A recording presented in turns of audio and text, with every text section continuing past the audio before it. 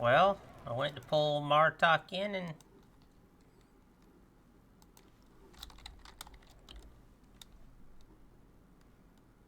Yeah, Tosh, you and Karis, if you will, go ahead and jump in the Discord. I saw Karis in there and then he disappeared. Huh? There we go. Hello?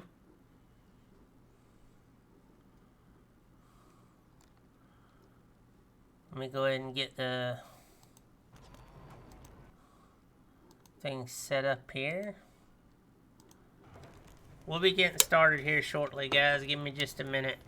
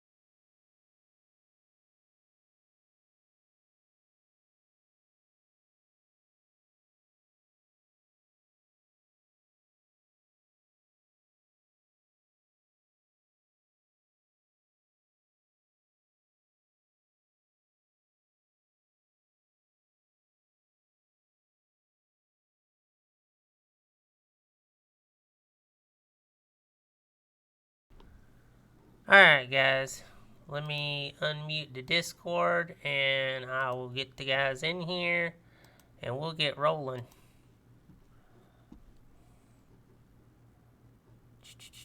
Let me also see if I can get the music playing without there being a horrible echo effect.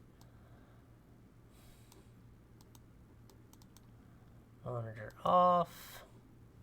Close. There we go.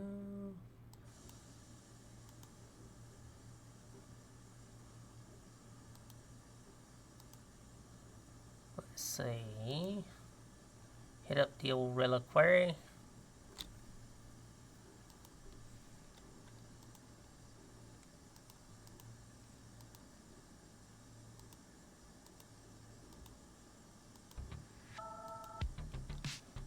You guys should be able to hear that now. Let me unmute the Discord.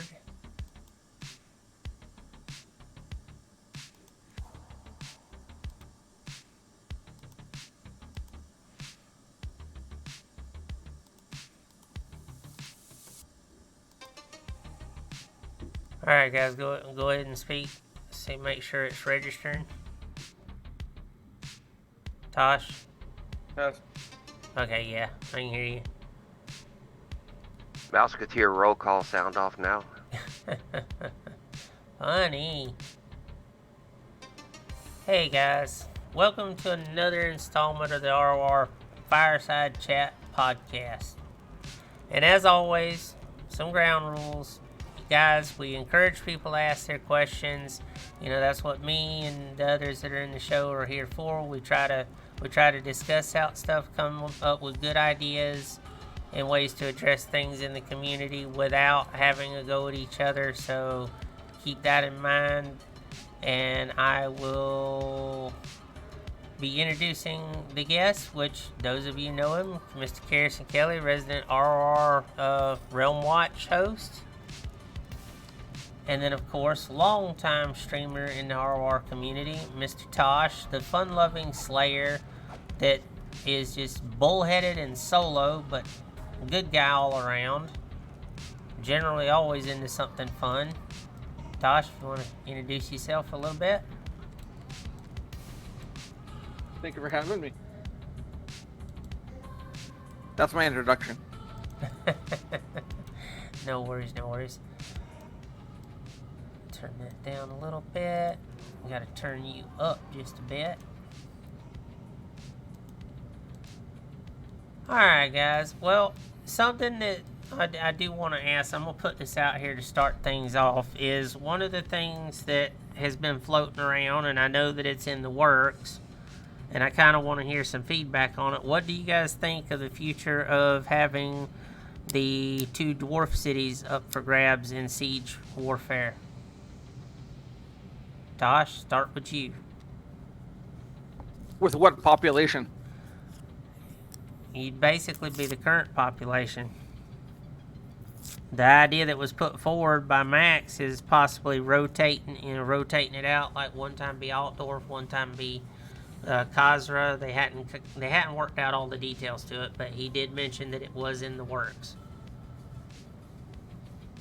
I have no problem or issue rotating the city sieges for that content, as long as they can maintain solid performance in those cities. I personally don't care. Some people who do cities might actually enjoy something different. Yeah, that's what Yes. yeah. Go ahead, Karis. Well, no, I think that last point Toth made is perfect. I mean, a lot of people will enjoy just a new venue to run around in. I think it'd be great to go to Karazakarak and see if the place never will fall, you know. But I think it'd be great to go run around there. So, you know, being in the IC all the time, as cool as the IC looks, it still gets boring every now and then. But so a new venue, I would compare it to Land of the Dead. Land of the Dead is a great place, but one of its attractions, of course, is just that it's someplace different to go. So I'm all for it. Well, that's true. And I agree with Tosh. Tosh has a very valid point, and that's something that a lot of us in the community would love to see is, if they could pull it off and make it stable. Because let's face it, one of the biggest proponents that tends to drive people crazy is the lag and the poor performance. And I mean, I could understand it doing on an older style computer that's struggling, but I mean, on a top end machine and it's having those kind of issues, that can be kind of aggravating. I'm sure you guys would agree with that. I haven't done City in over 2 years, so I don't know how optimized they are anymore in regards to like Altdorf or IC. So I don't know how they run anymore, and I've never been to Land of the Dead, so I don't know how that performs either. But my experience in forts is that forts are usually pretty laggy, especially during stage 3. So I do remember when I went to the Dwarf City when it first opened up just to run around. The performance there wasn't all that great. Now, I'm sure during City, a lot of that extra stuff is going to be removed, the NPCs and things like that, so you won't have that to worry about. But I am concerned about the performance in those cities.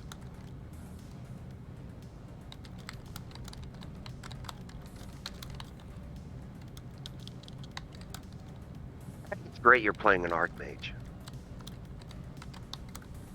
I mean that sincerely. I'm sorry you cut out on me there.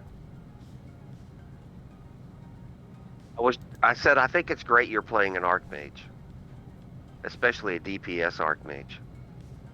I wanted to insert that real quick, and I mean that sincerely. Well, he'll be retired in 3 renown ranks. Oh, come on, man. I was on the Toth. I'm sorry. I apologize. I'll come back to the cities in a moment, but I kind of want to say this, and but I haven't been playing much lately because of my son's medical issues that we've been dealing with. But last time I was streaming, I saw Toth running around on his Archmage, and I thought that was great. I actually said so on the stream. I said it's good to see Toth back out there. But you run a DPS Archmage, and I have discussed many times on my stream that if you're going to play an Archmage, you might as well play DPS. And I was watching you, man. You were pretty good at it. So I would suggest, sticking with it for a while. But I honestly don't like it too much. I only rolled it out of a bet. I also have a shaman I'm working on as well, so I'll be working on the shaman once the AM is retired, which I'm retiring the AM at renown rank 70. So maybe we can come back to the Archmage topic later. But yeah, I wanted to just get that out quick because I was thinking of it. But I do have a quick comment on the cities. Go ahead. If that's okay. All right. I agree that if the dwarf cities open up or the orc city opens up, it won't. I don't think they'll look. The cities that would actually be sieged, I don't think will look exactly the same as the ones you go into now and run around. Like Todd said, all the NPCs and that would be gone. I don't think there'd be every level would be accessible. It's probably just like the central mass would be the only thing that was open. Well, to address that, Max kind of elaborated on it. If you pay attention to both cities, folks, it's actually, there's a fortress in both cities in the lower levels. It's already there. And that I'm guessing that's where the fight would be sort of restricted to, right? That particular, it's not like you're running over the entire 3 levels or. Yeah, no. It would. From what Max didn't. I mean, it was during that realm watch he did when he answered this. He didn't elaborate to it, but they are working on it. So I can assume that it would be tied directly to those 2 fortress areas within each section. So, and those fortress areas are fairly large. There's more than enough room to have you a decent battle for the fortress and whatnot without fighting over the entire city. If you had to fight over the entire city, you would have people that would get lost. They would like, no. You would have to keep it to a section of it. And I think with those fortresses and the fact that you already have guards and fortress lords there, that as soon as I saw that, I was like, this is so much already set up to do RVR. It's not funny. Now, this is the first I've heard about this, so I'm a bit out of the loop on the news of ROR. When is this supposed to be implemented? Do we have a date range? Not a date range yet. Just Max, it got brought up in a question, and Max answered it and said that it was being worked on. It didn't have an ETA on it because they were also working on the rest of the Hunter's Vale stuff. They had been doing some work on the Tomb of the Vulture Lord, but no ETA on that either because there's still a lot that they're trying to finagle with that. Came up in the Return of Reckoning Discord.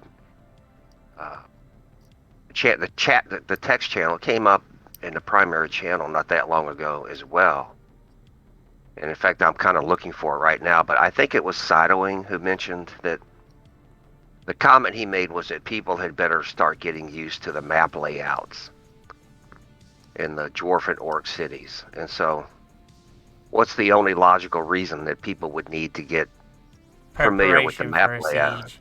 Yeah, preparation for a siege. So I don't from what that little conversation was like in the Return of Reckoning Discord, it doesn't sound like it's that far off. Yeah. On the horizon, right? Well, I know a lot of stuff. Well, let me rephrase that. From bits and pieces of paying attention to dev streams and things that have been said, there's a lot of stuff that's been earmarked that they've got plans for this year, or as things move forward. Because Max was fairly straightforward during that Realm Watch you did when he answered all this when you were talking to him about it. Thank you for that lovely resub there, Zarusio, to Agent Slivin. I need to let Tidbum say something. He's talking in chat, and I see what you said about okay. about the Lost Veil. I knew they were working on it, and I knew they were planning to implement it. I don't know how far they're gonna go with the entirety of the dungeon, but from when I did the Hunter's Vale preview, the general comments that were made is that their intention was to fully release all the dungeons that go with it. So that's, again, it's just things they're working on, trying to bring things into the game to, increase and basically to have more stuff for us to do. Not just PvP, but dungeons and stuff. So, they're trying. I'm not going to say they're perfect, but they're trying. I have a quick comment about Realm Watch. Fire away. There wasn't one yesterday. And the reason that we didn't do it is my older son had surgery yesterday on his arm, and so we were at the hospital all day. And so I'm just putting this out there just in case anybody wondered why we didn't have a Realm Watch yesterday. I just had to take the day off to be with him, and he came through okay. He's got a new bionic arm, and we'll be back next week. We'll be back with a Realm Watch next week. So I just wanted to put that out real quick. Thanks. No worries. You got to do family first. I think all of us would understand that one. But again, I think with the cities, if they are gonna go ahead and do this, add the sieges in, they need to keep it to those fortresses. You definitely don't want it that big of an area to have to fight over. Otherwise, people are gonna get. You're not, as Tibden pointed this out. If you have it over a large area in the city, a 24-man versus 24-man is not going to do it. You'd have to increase the people that could be in an individual city instance. I still think that it would be nice to see the cities open up to where they work like just a zone instead of it being instance. Just have it a zone that you can go into and fight. I think it would at least be worth a try. That way you could have more people getting in on the action. Can you clarify what you mean by that? Well, I mean, it's like with the fortresses you have now. You could, you get flagged for it so you can get in, or you can try and go wait to queue in for it. But it has the flags, and then it goes to the next. It goes in phases. You secure the first objectives, and then you secure the next, and so forth. I would say try doing it something like that. Make it like the fortresses work at the end of each zone instead of making it instanced.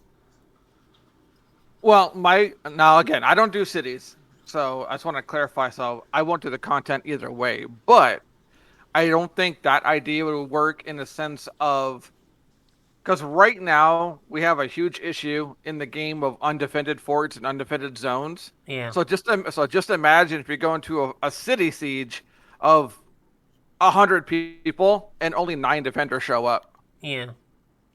What's the point of even having a city? Well, a possible. I have thought about that. Go ahead. Now, I don't know this for sure, of course. But one thing I have talked to various people about, including Grimner and some of the other guys who would have the authority to.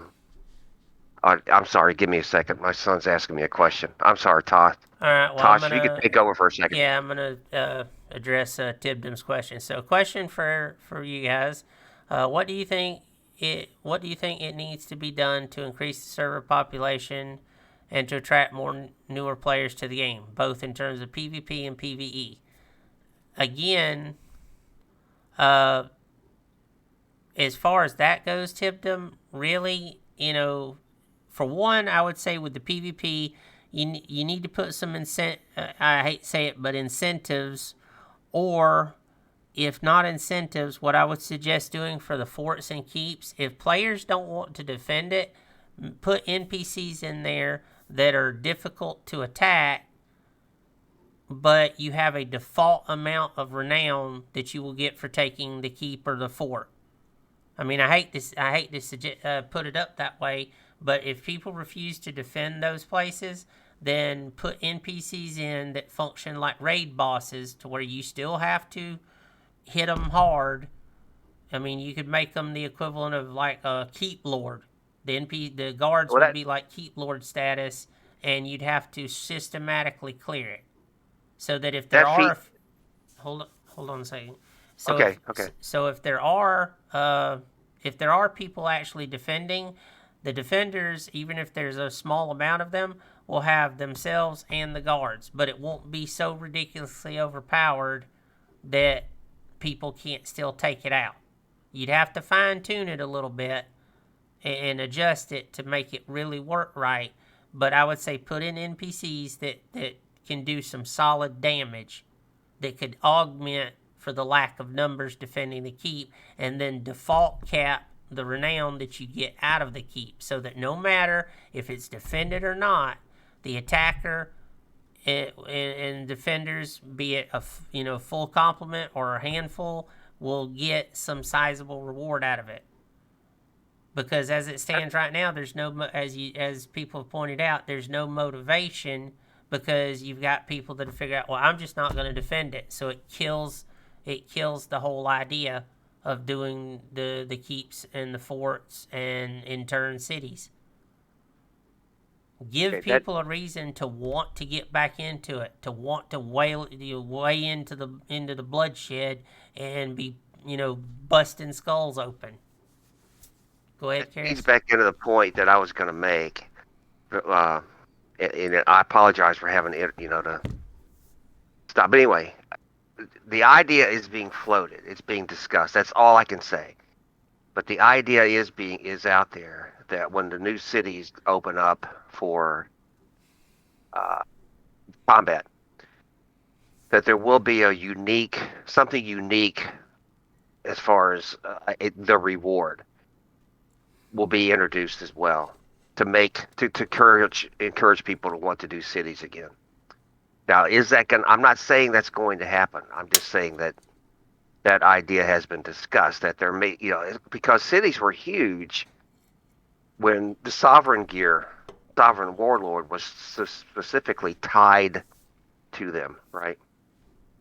So the idea is to put something back in that would be solely tied to the cities that would encourage play.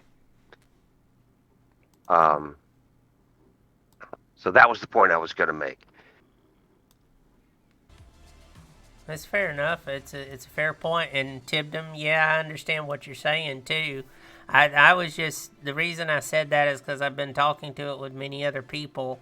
Is, if people are refusing to fight and defend the keeps and forts, put NPCs in there that are not a pushover. I'm not gonna say don't make them so hard that they can't be killed, but put that in there so it keeps it interesting.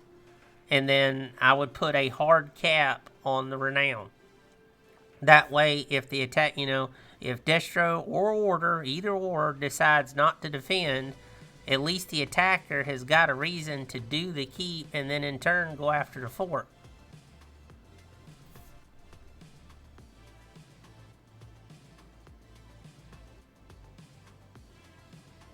Man, Go ahead. Sorry. Go ahead, Tosh. I think it's a nice idea, and I applaud them for working on it and things like that. But for me, it's not going to change me at all. So that's all. I got you. Well, I mean, the idea is trying to pull new people in, and I get there's a lot of stuff that needs addressing. One of the biggest headaches of recent memory, or the last few months, has been the Mara pool and how it has been so badly abused. And honestly, and I've put this idea forward, but I'm of the mind, if it cannot be fixed until such time that it can be fixed and addressed, take out every punt, every pull across the board for every class. Just level it across the playing field until it can be addressed, until those issues can actually be fixed. Pull it out. Because it is deliberate. I've seen it cause so much havoc, and people say, oh, well, I'm not abusing it. Or I hear the comment that, oh, well, Order's been doing this to us, so they got it coming. So you're justifying being petty and deliberately exploiting something to further wreck things just out of spite. We're here to have fun, guys. Come on. We're not here to be miserable to one another. There's enough misery in the real world without introducing it here. Well, for some. That's all the horrors why I play. And true, Tibdom, true. Yep, same thing. And it didn't affect things all that much. It didn't affect things too negatively by them removing it. It put a stop to it. Cause, just to answer your question, it's not about what they can implement for me personally. I just have no interest in doing cities because I'm a solo player. Yeah. So that's the only reason. As a solo player, I have no purpose or place or wish or want to do that type of content. It's not about what the content is or what they can change. It's just for me personally, I have no want to do it. Yeah, I got you. Well, that was one of the other things I wanted to bring up as a valid discussion point, is because you're not the only person that has that sentiment. I know it's not specifically about you. I'm asking in general. But here's the question for the entire community. What would you guys like to see implemented, or something, that would be more towards the solo-minded play? Because and here's the thing, a solo player can have just as much effect on a battle as a group or a party. case in point, I've seen you, Tosh, where you've run in and managed to gank the healers, and it tipped the balance of a fight because they don't see a solo player coming. They don't pay attention to a solo player. They're looking for that party, for that large group, so they can get all that renown. So a solo player can have just as much effect as a party if implemented right, and you've proven that many times in your streams. So what would you guys think of maybe doing something or introducing something that could, for the solo-minded player, that could be worked in to where it is choreographed to warband play and party play?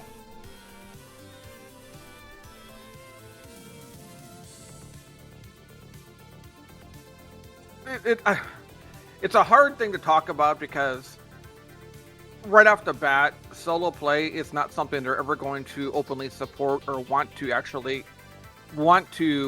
have people do, first of all.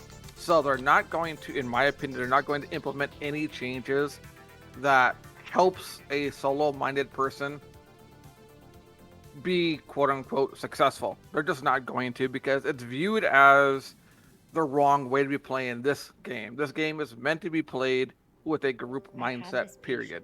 So I don't see much in the form of changes that they're ever going to either openly support or implement to do anything in regards to what a solo player can do. A solo player who chooses to solo is just going to have to understand that they're going up a hill, pushing a rock, a boulder, without much support in that. And that's just how you get to do it, period. It's a fair point. You got a valid point. I get it. I was just more or less putting forward the idea of maybe trying to either introduce or adapt something that makes the solo player feel a little bit more welcome and not feel like they're completely alienated. I mean, I get it. If you play solo, you have to, like you said, you have to accept the fact you're fighting an uphill battle. This game is just not designed for solo gameplay. There's no balance that they can do to make solo play equal, because it's never going to be equal. It just isn't. You're going to have classes that are going to be much superior in solo play than another class. So they can't do any changes in the form of content besides just the Pug SC and leave it at that. Fair enough. And I asked a question, and you guys are giving honest feedback. That's what I wanted to hear. I wanted to hear your thoughts on it. I wanted to, hear some healthy discussion, for and against, and all of you in chat, you've made your voices known on it. So, I appreciate it. It's valid feedback. And Tibdom, not to go off course here, I agree with you, but at least is something that, even if it's cheesed or abused, it still gives some people at least an option or content to play if they choose to do so, besides just running around and trying to avoid warbands in open RVR. It's something that they can at least try to do, even if 20% of the population wants to abuse it. This is true. Again, very true statements. Sorry, I just got off the phone. I apologize, but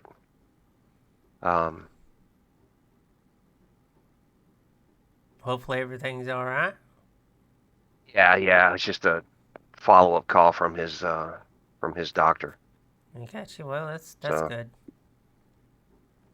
Okay, what did I miss? What are we talking about? I was talking about the possibility of introducing something for the more solo-minded players, or giving them, something to focus on.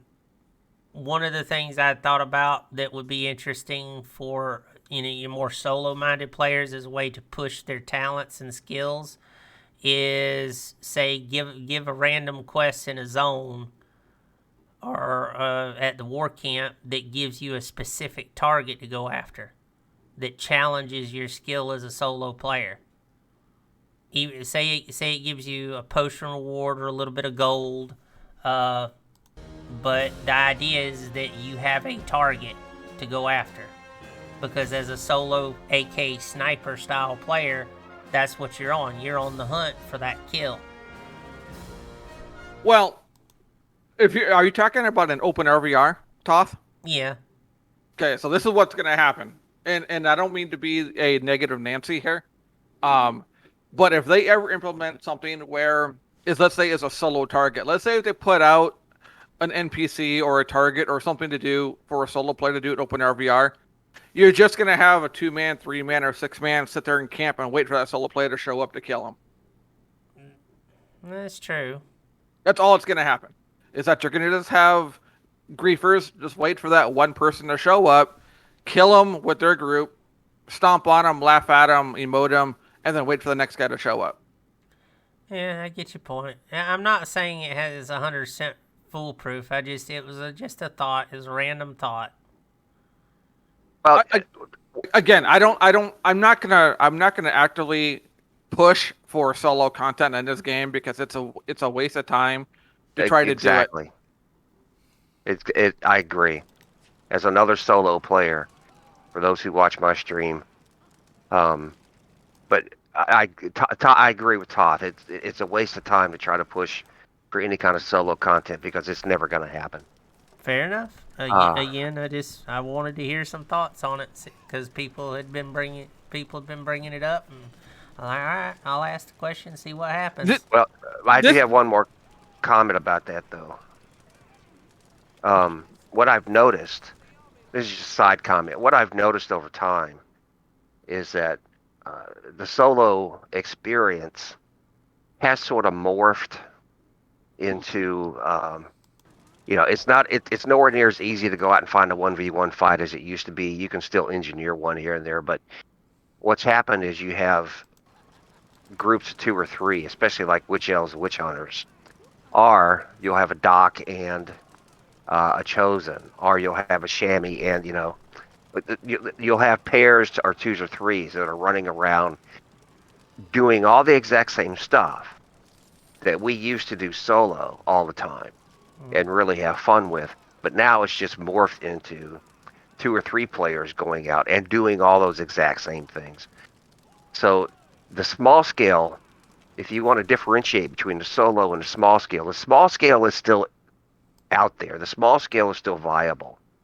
It's just that the solo player is the relic, I guess, of days gone by. So go ahead, Tosh. I'm sorry. Go ahead.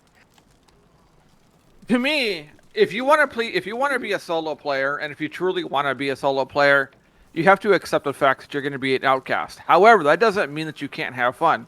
For example, I'm not gonna try to promote myself or toot my own horn here, but I try to make my own content in the sense of, if I notice that a zone is, let's say, stalling out or is going slow, or just people are just camping for, let's say, a half an hour or 30 minutes, I just pop a ram myself and I say, hey, I'm popping a ram, support me or not, your choice. This is boring as shit. I'm doing something different. And if they don't want to help me, they don't help me. If they do, they do. All right. I saw that. Quick question from Tibdom. You saw him. Well, go ahead and answer, Karis. He addressed it to you. No, I saw him. It was in Chaos Waste one day last week. Tosh, I get you. Toth and Tosh, I'm sorry anyway, but Tosh did exactly that. He popped a ram and just started cruising across the zone. And by the time he got to the keep, he had more than enough guys to sort of support the cause. So yeah. Well, question from Tibdom is about the Garden of Quapa. I can't say it right. For more training or internal RoR tournaments, I think that Solars can do something and they can improve. He put it in the chat. that's a good idea. For those of you who remember, I don't recall exactly when this took place, but the server hosted a 6v6 event, and I remember it because it was back in the time when Zarbix sort of did the play-by-play on that, and it was held out in a Tane somewhere. But I've always thought that the Garden of Quark, as I call it, because it's easier to say, is the perfect format. Ted Boon's right. It's a perfect format for something like that, right? I mean, it's the perfect format, and I would like to see that promoted as well. Some sort of, some sort of event that takes place there for the small-minded crowd. I'm gonna show you guys I something. mean, small-minded. I'm sorry, for the small-scale-minded I'm about crowd to is say what I there, meant to buddy. say. Yeah, sorry. Anyway, I'm Go gonna show you ahead. guys what has been mentioned, because there's a lot of people that got no idea that this is even in the game. It's like many of the things in the game. A lot of people don't know it's there unless somebody shows it to them.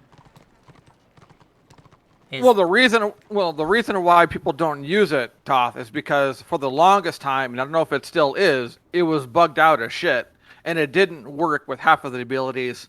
So it has not been used. I don't know if it's been fixed or not. I haven't tried it recently myself, but I'm just showing it to people. But this is the garden where you can host stuff.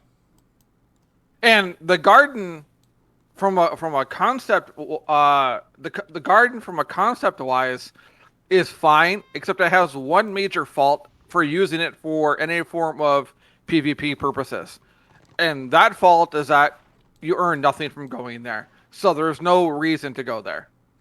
Yeah, that's true. So but yeah, there is this area for people to do PvP and 1v1 and stuff, or if you set up stuff, you could invite people to it. And technically, it's the question. It is not Tosh. Yeah, so that has been bugged out since it was implemented 2 years ago, and it still isn't fixed. So I don't see that ever being implemented as any form of actual purpose besides just going in there and testing a few abilities and seeing, hey, let's try out my rotation and then leave. Beyond that, I don't see it being used for anything else. Yeah. About the only thing I could see that being the garden there for the moment, and I've seen a couple of people do it. It's usually small scale.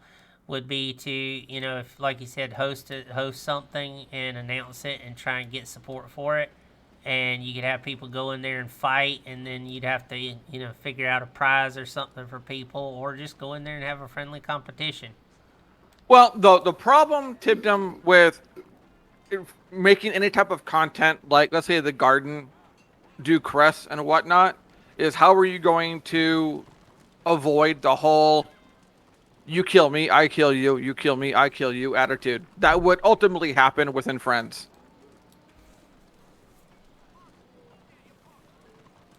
Well, if I can, because that would be used in lieu of open RVR as guaranteed renown and guaranteed crest.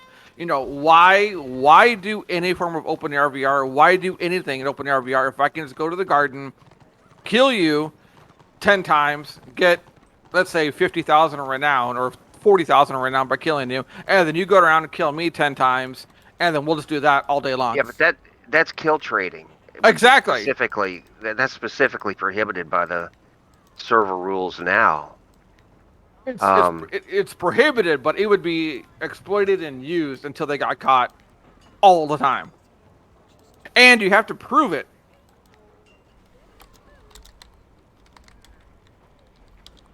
Well, from the kill trading background that I've seen, proving kill trading isn't that hard for the guys on the server, especially because of the kill board. It's so I don't.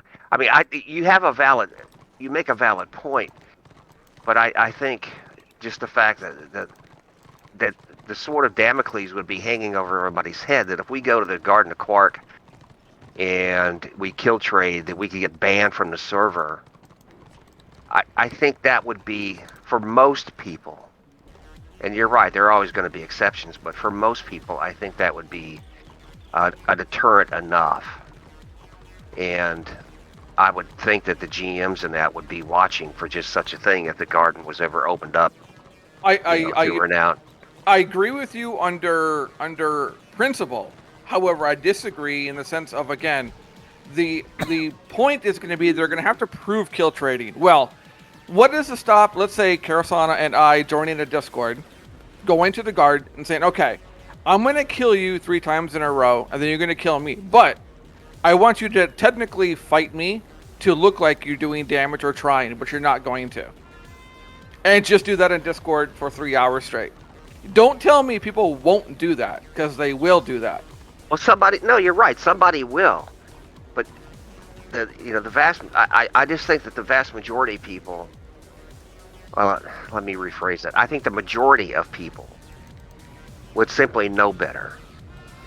And for those who wanted to go in there and just try to pump up their numbers, and, all it would take would be, okay, let's make up a name for this one. Let's say, Billy Joe Jim Bob on his Night of the Blazing Sun, who's been on the server since 2018. Everybody knows who he is.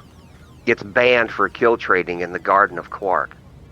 Okay, that message goes out, and that would be a big hit to those who would want to go and kill trade, I think. Right? Except it hasn't been in the past. People, there've been some big names on this server over the years that have been banned for kill trading that are no longer here. That were some pretty big names, and they're no longer here. Yeah, and people still continually get banned for something on the server, rightfully or wrongfully. It's a different discussion for dumb stuff. I suppose where you and I are differing on this is, I think the kill trading problem in the garden, if the Garden of Quark were opened up, for renown and experience, I think the kill trading issue, it would be an issue, but not as great an issue as, and I think you're the opposite of that. You think it would be an issue, and it would be a greater issue, right? No. So I think that's the only place we're differing is. No, I don't. The amount that would go on. No, I don't think it would be. I don't think it would be the norm. I don't think it would be the majority. It certainly would be the minority. However, I view it just like cross-realming. Do people think cross-realming is a problem on the server? Yes or no? Most would say yes. Is cross-realming a minority issue or a majority issue? Probably a minority issue. But it only takes a couple couples to ruin the experience for the majority. Yeah. Very valid point there. You're always going to have people that look for ways to abuse the system because they're looking for an easy way to do something. No, go ahead, Toth. I'm sorry. But yeah, that's my viewpoint on it. I mean, yeah, there's every time you come up with a way to address an issue, somebody's going to look for a way to counter that. People, it's human nature. They're going to look for the easiest way to do something with minimal effort. And then if they can't get their way, they're going to get bored and leave. What they would end up doing is, let's say they implement the guard and they give renown or crest, and let's say they give you 1,000 renown, just a baseline 1,000 renown, okay? And then all of a sudden they say, you know what, people are exploiting this. We're going to reduce renown to 800. Oh, people are still renown down to 500. Still, never. Well, at that point, just run boxes and open RVR and forget it. True. I mean, it's because if you can run a box and open RVR and earn between 300 and 500 renown, and if they had to do that in the garden to offset whatever cheaters or exploiters would be there, then there's no point in doing it, in my opinion. Again, and then again, we're trying to create content for small scale or solo players, which is never going to be supported on the server actively anyway.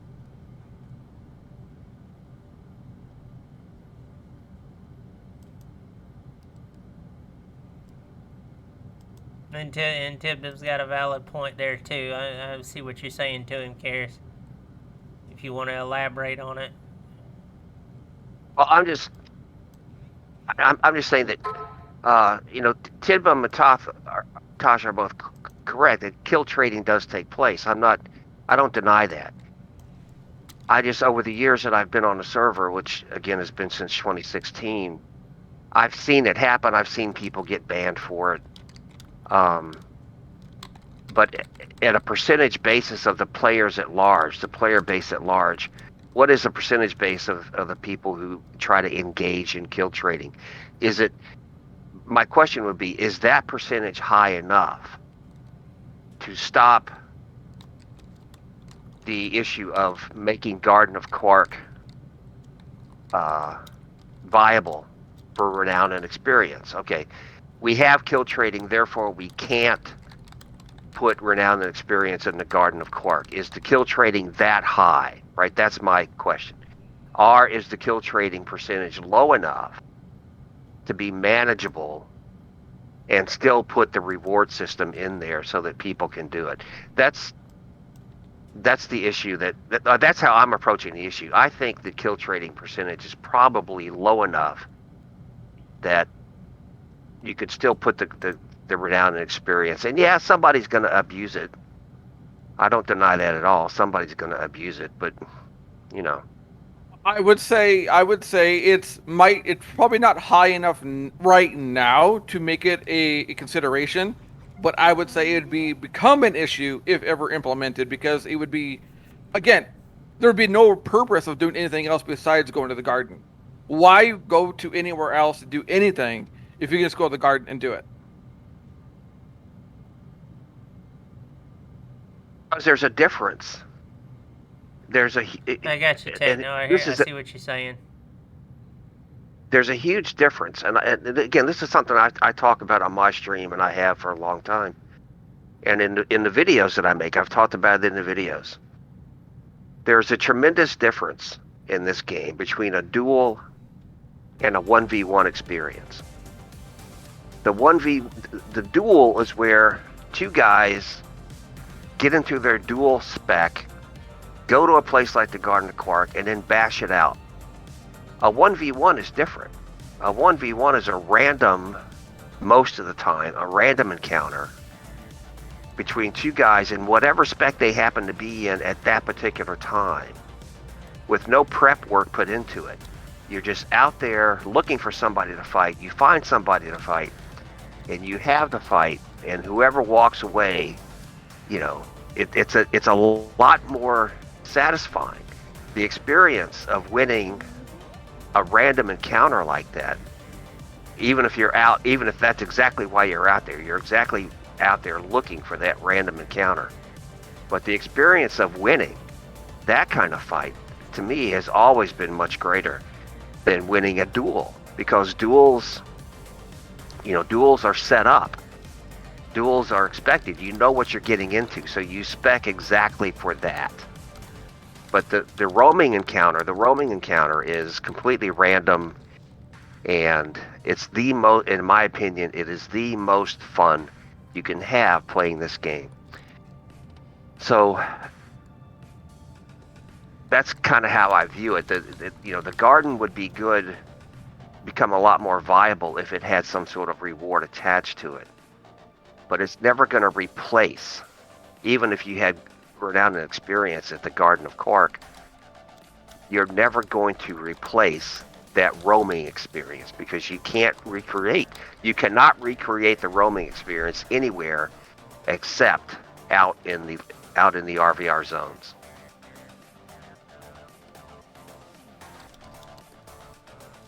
Yeah, to answer your question, it's the old Warhammer Online game. It's just known as Return of Reckoning now. It's on a private server. There's no microtransactions. It's just whatever time you want to put into it. But yes, it's still going strong. It was actually voted best MMORPG classic, still going at the end of 2020. Beat out WoW for that title. I just think it's one of those conversations that it's just, anyway, I've said my opinion on it. Well, Tidman put up a good idea. If you could implement the garden in the weekly RVR quest, that would, I think that's a good idea. it's a possibility. You could make it as like an add-on type of thing, to get 10 kills in garden. Sure. Yeah. I mean, go ahead and do it. Is it going to make the content any better or worse for anyone? Is it going to change much? Maybe, but in the end, it's just another quote-unquote quest item to check off, in my opinion. Yeah. That would actually be a legit way to try and do it. That way, it's not giving like a separate incentive to go the route of kill trading or anything. The server's been, well, Techno can answer that in the chat, but yeah, it's No, I think no, this is kind of an idea that I've always kind of had in a way, and to me, now I'm going to throw this out there, then you guys can say it's a dumb idea and we'll move on from it. But I say, how about make the garden, if you want to make it a PvP zone, make the garden a PvP zone that is open PvP, everyone versus everyone. There's no order, there's no destro. If you go in there, you are fighting everyone. Well, I suggested that idea for a Land of the Dead experience too. That exact same idea. That you could take 12 people from each side, put them in the Land of the Dead, but everybody's against everybody. And so all I'm saying, Tosh, is that I support that idea. I think that's a good idea. And you could use the Garden of Quark for like a 6v6, just like you're saying. But when you pour it in, it's every man for himself. I think that would be just fracking amazing. I really do. It's not. I think that would be. Hold on a second. Let me answer a question in chat. It's not that the communities Warhammer's looked down on. It's just it doesn't have as big of a following as WoW, which WoW is a mainstream game that's still pushing and still supported as a live, active, pay-to-play game. RoR's Warhammer's more or less an acquired taste. To kind of like what Tivdim's saying is, I think it would be fun, if I'm thinking about it, is let's say if you win and you had a weekly thing objective, and it was you had to get 10,000 influence like you have now. Then you also had to kill one shaman, one knight of the blazing sun, one slayer, one choppa, one of every class as well, to get like the extra best reward. So no matter what class you are, you even had to kill, let's say if you're a slayer, you also had to kill a slayer. To me, that would make it a lot more fun then. The everyman for himself. There's a shorter term for that, because I used to play Unreal Tournament, and Unreal Tournament had a system like that. But I think that would just be great. I think that would be great. You queue in, and as soon as you get, it's like the Hunger Games, right? You play the Hunger Games scenario. I think that would be awesome. It's Dark Age of Camelot had a server that did just that, where you had no faction pride at all. It was just everybody was against everybody. Now, you had people that would form groups and form clans and things like that, yes. But it did away with this idea of factions, and it was just you versus everybody. So for that purpose, for the garden, I think it would be cool. Would it be a novelty idea? Yeah. Would it be really used all the time? No. But it would be a fun extension. Well, I hope the powers that be are listening, because that would be I agree. I think that would be a good addition. If you're about to make the comment you're fixing to, you better stop there or you're going to get banned. This is not the place for that. Sorry for the interruption, guys.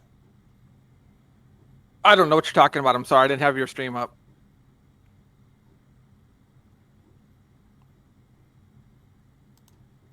Oh, I see it.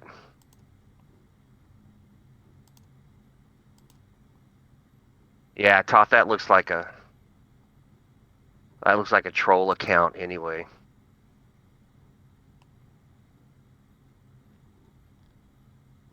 I'd have banned that guy too.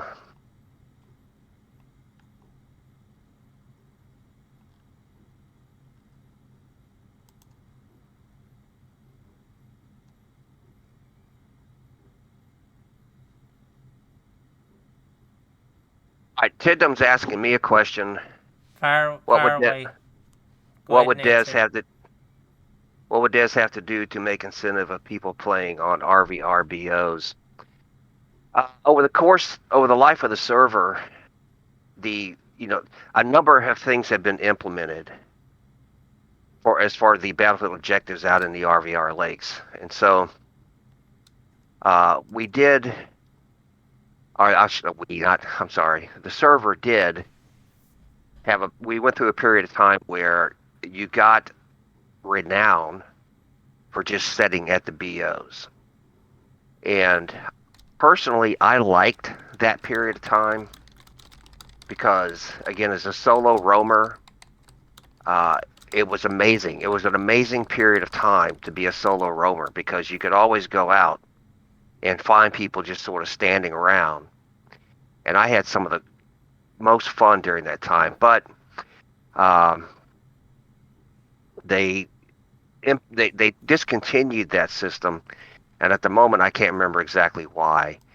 So, but I'm just saying it's been tried, right? As far as making the flags themselves generate renown for whoever's there, that's been tried. I don't remember exactly why it was changed, but for some reason it was changed.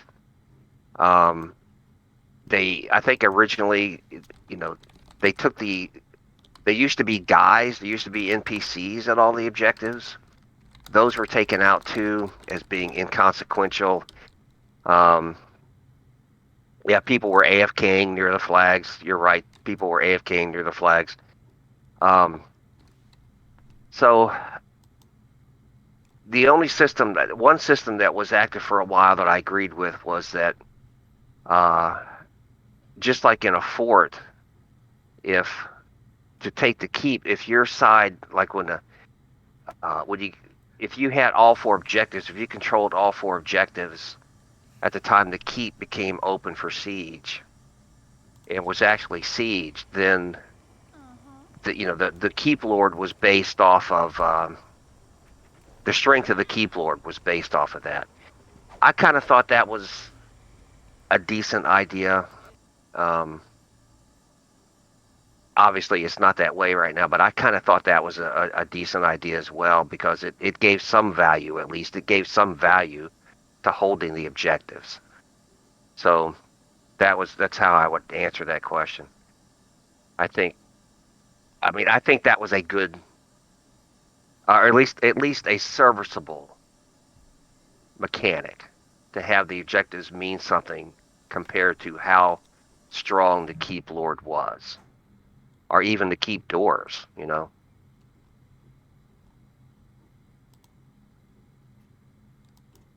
That's true.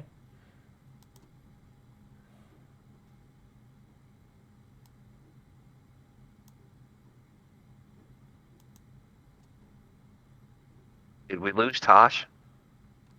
No, I'm here. Oh, okay. Do you want me to comment on that, or Oh no, I didn't hear anybody, so I was just wondering if um I was just wondering if you were still here. Tibon has an idea. If one faction is holding off for objectives, the keep will start to increase the rank. The more you stay, the faster it gets the rank too. That would okay. I think that would work as well. If anybody else wants to comment on that, I think Tidbon's idea. I think that would work as well.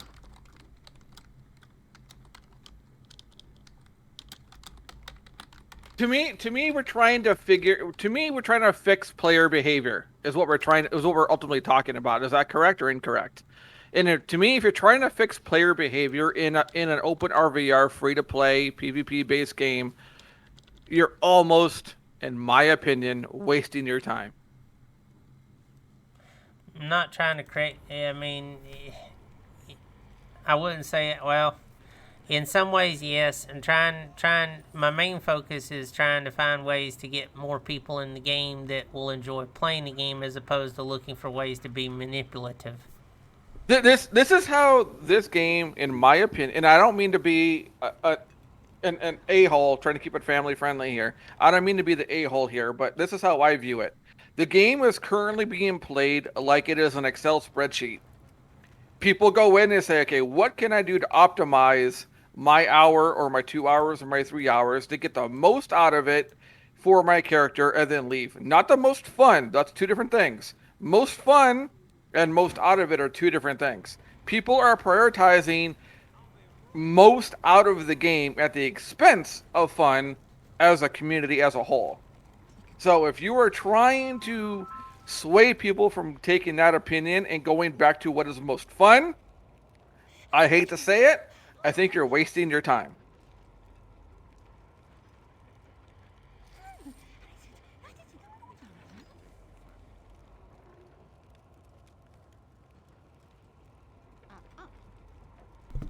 And I know that's a very pessimistic, a very negative attitude to take, but that's just how I view.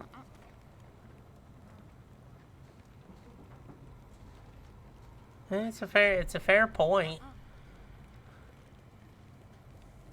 I mean, look. I mean, Open Air VR has transitioned from actual, true guilds, war bands roaming around zones for hours, trying to do several objectives at once, coordinating, talking, and communicating with the realm, to now forming a war band and then sit in front of a war camp and killing 6 mans, 12 mans, or whatever that don't want to leave a war camp for hours upon hours. Because that is the most profitable way of getting crest and renown, to do nothing else but sit in front of a war camp. Why do you think whenever Calador opens up, that's all Calador becomes? Sit on a goddamn bridge for 10 hours straight killing each other. Or whenever KV opens up, sit in front of a KV war camp outside of Headwater on Order side and sit in front of the war camp. Or whenever Eotine shows up, everyone just sits in Sanctuary for hours upon hours. That's true. I mean, people do respond to incentives. Join a war band, dude. Join a war band, do nothing, and let whatever AOE classes you have feed you renown as you just stand there and do nothing. I get it. It's not perfect, but no, PvE is not dead. There's many people that enjoy the PvE side of the game. And I don't mean to be a negative Nancy. That's how I see the game, how it's transitioned. It used to be okay. So back in the days, years ago, when you had TUP in the game, when you had FMJ in the game, when you had P&P in the game on Destro side, when you had all these guilds, what did they do? A lot of the time, they would coordinate with each other and actually roam around zones and actually fight and actually try to do something as a quote-unquote realm. Well, that is now dwarfed into, I'm going to form a private warband, and we're just going to stand in one place and kill somebody, walk away 10 feet, wait for them to come back, kill them again, walk away 10 feet, come back and kill them again, and just rinse, repeat. Prague has morphed into just stand in front of MS and go to whatever war camp. You have more numbers and push to the war camp, run back to MS, then go back to the war camp, run back to MS. That's all it is now. I got you. Honestly, I'm not sure if there's ever going to be a way to really address it. Not 100%. And again, you're trying to address player behavior, and I don't think that the server or the devs or the GM can do anything in regards to player behavior. You're talking about controlling how somebody is going to have free reign on how they want to play. And the players have chosen, at least recently, that fun isn't necessarily the objective. It is earning kills, earning renown, earning prestige within your individual community for whatever reason. That's what's important.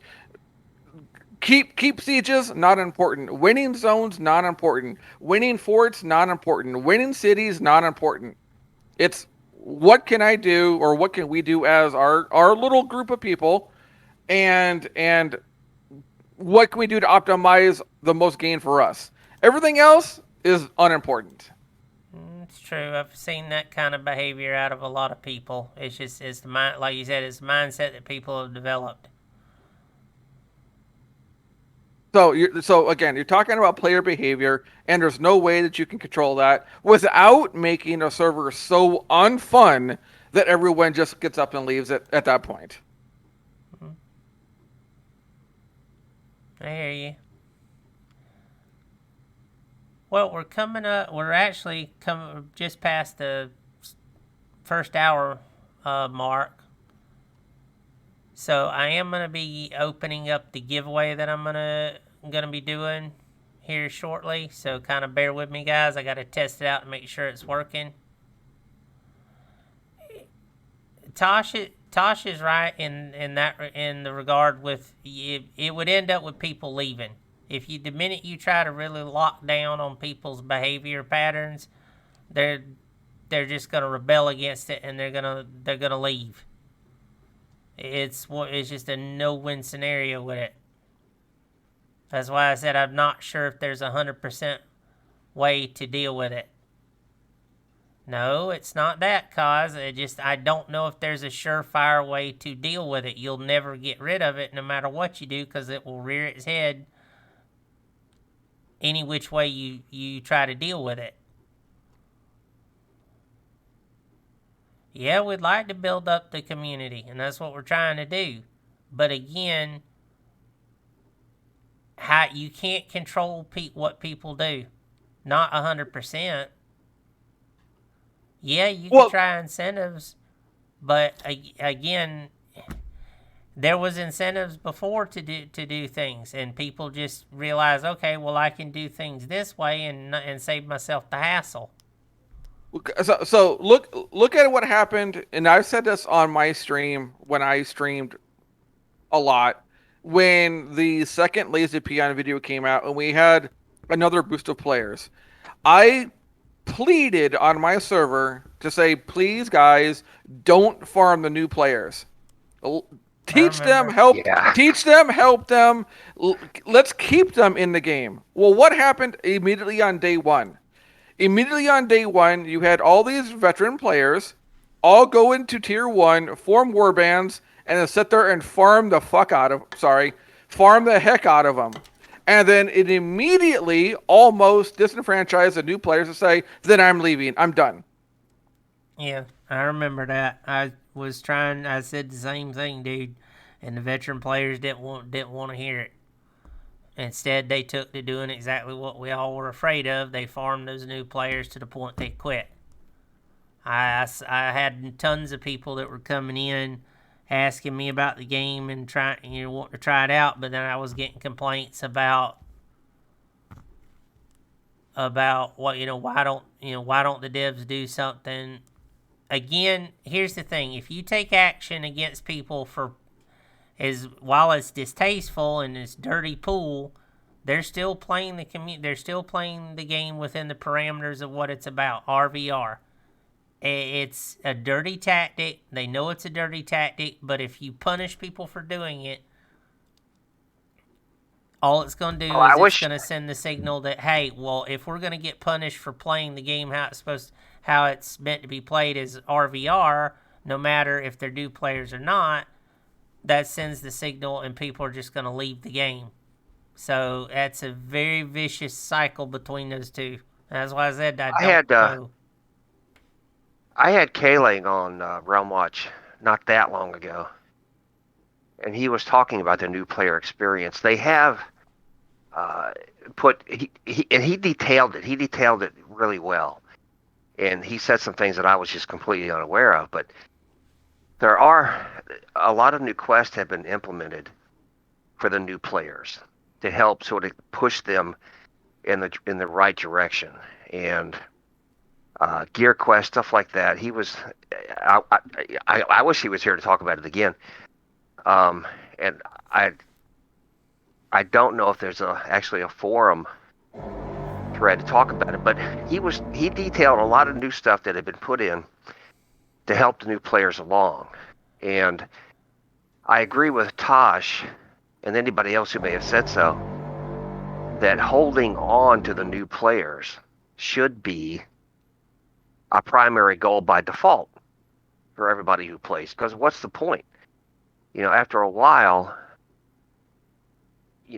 after a while, even I, after a while, even I would consider leaving the game if there was never anything new going on.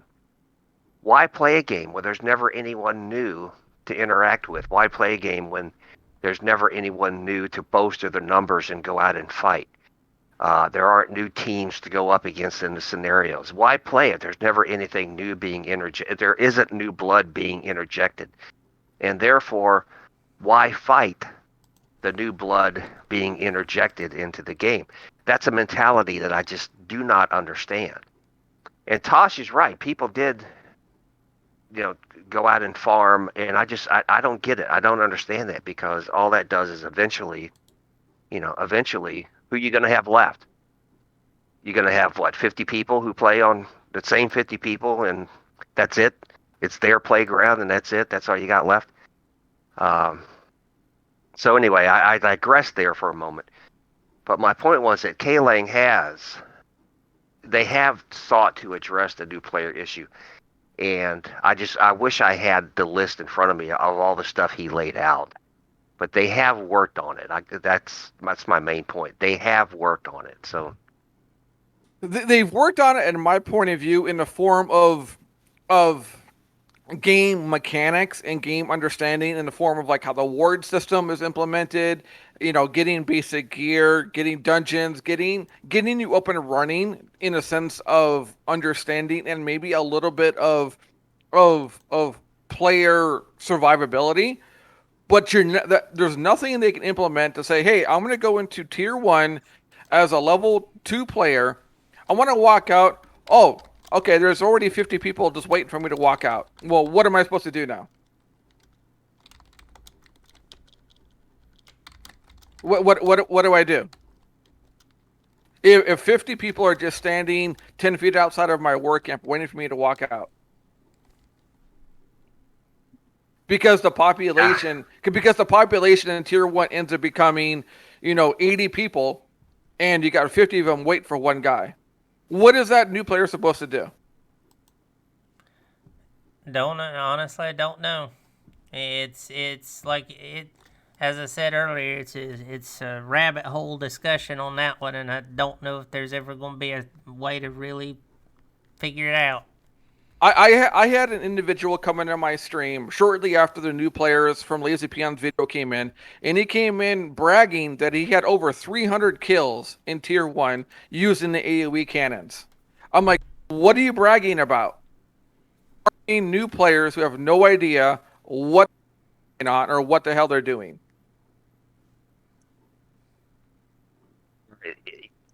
Some of them might not even know that there are AoE cannons in the game. Right.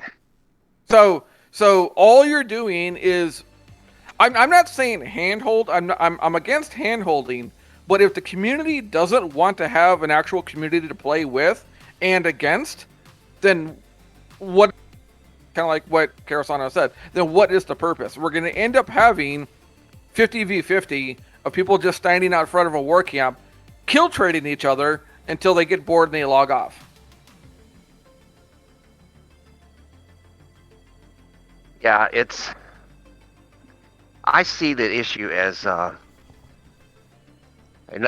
to get too critical here, I suppose, but I see the issue as a form of slow suicide.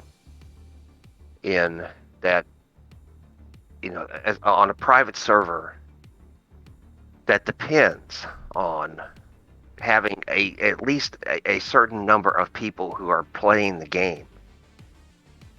And when the number crashes, for whatever reason, if that number crashes down to a point where those who run it say, okay, there's no point to this anymore, I just see it as a form of slow suicide.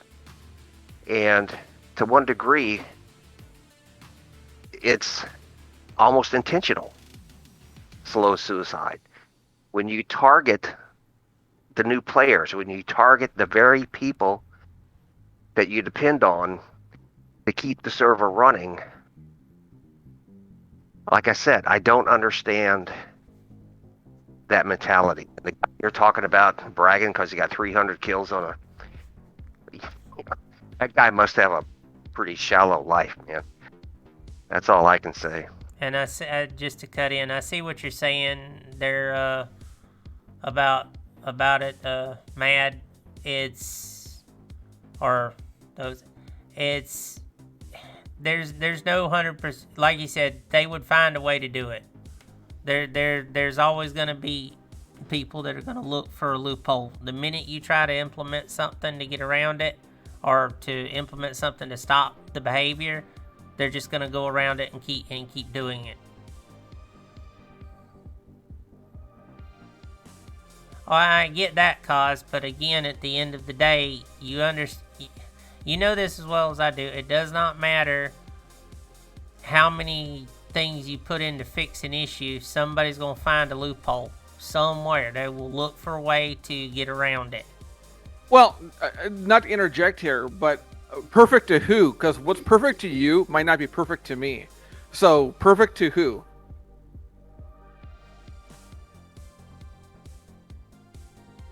Well, the only way to answer that is for, to evoke another old Star Trek saying, the needs of the many outweigh the needs of the few. So the only way to address that issue will be to try to implement a program that says, okay, if we do this, we'll keep 80% or we'll keep 85% of the player base. We might lose 10 to 15, but the needs of the many, right?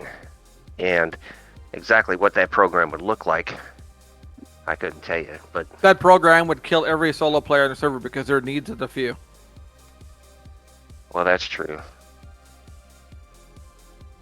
And you're right. That by default, that would be part of the equation, because the solo, it's always been that way, Tosh. You know that. Ever since the server was first introduced, the people who run it have said many times on the Return of Reckoning forums, in Discord, whatever. They've admitted it openly. Many, many, many times over the years that they don't care about the solo experience. And you know that. You know that as well as I do. But that's one of the great allures to me, and always has been, about being a solo player, is that you're not just out there fighting against the other players in the game. You're fighting the system. Fight the power. And if you can still be successful, even today, if you can go out and still be successful, it's kind of like you've not only beat your opponent, whoever that opponent may be, you've beaten the system. So, well, I'm going to use Zerg. I know Zerg TV's in the chat, or at least he was in the chat. I'm not trying to pick on him individually, but he, and we've had discussions, and we usually don't agree on many things. But what Zerg is, I'm going to use Zerg as an example because he is a person, if I may speak for him, and if I'm wrong, then Zerg, please correct me. He is a person that views this game differently than I do. He views this game as a game of, you log in, you play with your mates, you join a Discord. You're in Discord mostly to just bullshit and to have fun and to chat in Discord. The game is almost secondary to a person like Zerg, in my opinion. Now, again, if I'm wrong, Zerg, correct me. But the game experience is almost secondary. The point that I understand why he plays is to basically be with his friends and to bullshit and have fun and to just chill out in Discord and tell some jokes and things like that. The game itself is not important. Well, he's not the only one. He's not the only one that has that point of view. I used to be in a guild called Vlos Veldren, and that was the highlight of being in that guild when they were active, was that it was the most fun Discord. It was absolutely the most fun Discord to hang out in, because the game, the game was the game, but they just wanted to have some fun and everybody get together and talk and all that good stuff. And it was pretty amazing. I was sorry to, well, I really was. I was sorry to see them sort of fade away as a guild. And there's nothing wrong with that point of view. In my opinion, I'm not trying to attack Zerg or say he's wrong or whatever. I'm not trying to say that. Right. That's a fine experience, but that experience does not put what is, in my opinion, this is where he and I really disagree. Is that does not put the game experience as what's important. That puts more of what is the individual experience important. Right. And let me look here. Well, it's both everybody that so far, all of you that have put forward your your viewpoints, you've all got valid points, and it's all from our individual perspectives. And at the end of the day, that's what it boils down to. I mean, you log into the game, you're gonna do whatever it is that is of interest to you, and everything else, is gonna be secondary. And it goes back to, as far as as Tasha, as you're saying, I mean, there's never going to be 100% way on how to deal with this small few that are in it to be malicious. Because the minute you try to implement something, they're either going to figure out a way around it, or they're just going to basically storm off, and they'll probably take most of their friends with them. So it's going to have a negative impact on the server as a whole. Sorry. Okay. I saw a comment that Techno put in your what Techno says outside is scary. That's what I was laughing at. I wasn't laughing at you. That just struck me as funny. But. And that's one to reiterate. I want to reiterate, and I want to be clear about this. I'm not saying that Zerg is wrong, and I'm not saying that how he or his friends play is wrong, or what their attitude is wrong. Is this different than what my attitude is? I'm not saying mine is right or mine is wrong, or his is right or his is wrong. Is this different? Right. All right, guys. That. I'm gonna intercede for a minute here because I do want to try and get the giveaway rolling. Give me a second to test out the command, guys. So don't try to flood the bot because I've had problems with getting the bot to work. So just kind of sit tight. Let me see if I can get it working right, and then we'll actually do the giveaway. Right. I am going to do a $25 Steam gift card, guys. My way of saying thank you to the community. So give me a minute. Let me get the bot going, make sure it's actually going to work right, and it will be open for you guys to join. Now, my stipulation is that you need to be following in the channel and present. Can you just give me the gift card and not even worry about it? Funny, Tosh. Funny. But it's my way of giving back to the community a little bit. I know I don't get to do giveaways very often. I try to do what I can to show and acknowledge that, you guys are what make this all possible. So let me get this, let me test it out, make sure the command's going to work, and then I'll say when you can actually join it. So give me just a second.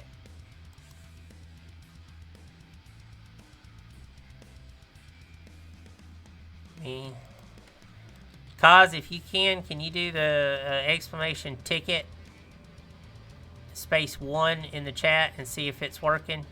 Put a space and then a 1. Do exclamation ticket space the number 1.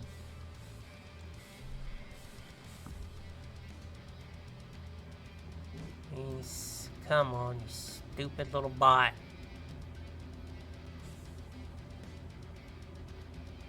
Okay, so let me change it. I gotta fix it. So give me just a second.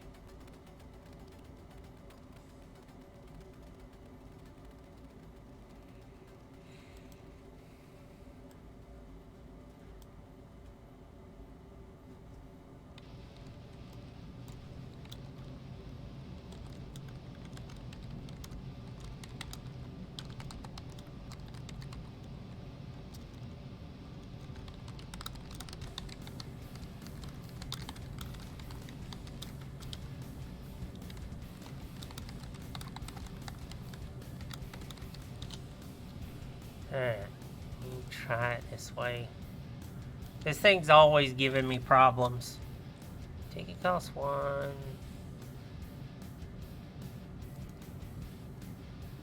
You know what? I'm gonna do it like this. Let me see. Maximum ticket per user 1. Alright, now try it, cause exclamation ticket 1, like it says in the bot. Yep. Alright guys, giveaway's open. Go to it. You remember you have to be following and here and present to get in on it. Otherwise, I will kick your name out. I will ignore if you get drawn, I will ignore it and go it to the next person.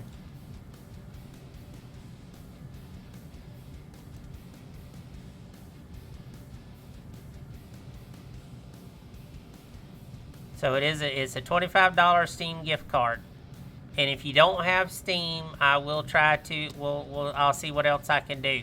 So I know not everybody has Steam, but as far as I know, most of us are gamers, so we all do Steam.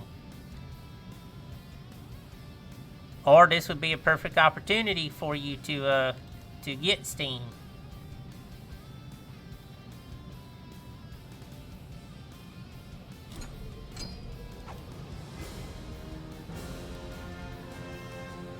And like I said, like it says in the giveaway, guys. Sure, Tibdom. I will in just a minute. Go ahead. What's the question? Sorry, guys. I'm trying to keep up with multiple things here to make sure the bot don't crash.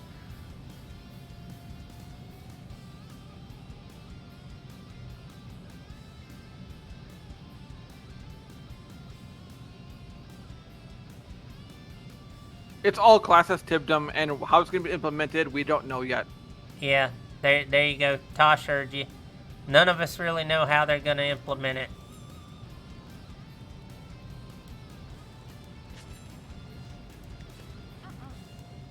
Yeah, the devs mentioned it. Go ahead, Tosh. From what I understand, Tibdom, is that basically you're going to get your skill, all of your skills are going to be basically granted earlier in your career levels than they are now, and how they work and how they're being used is all going to be reworked. Beyond that, I don't know too much about it.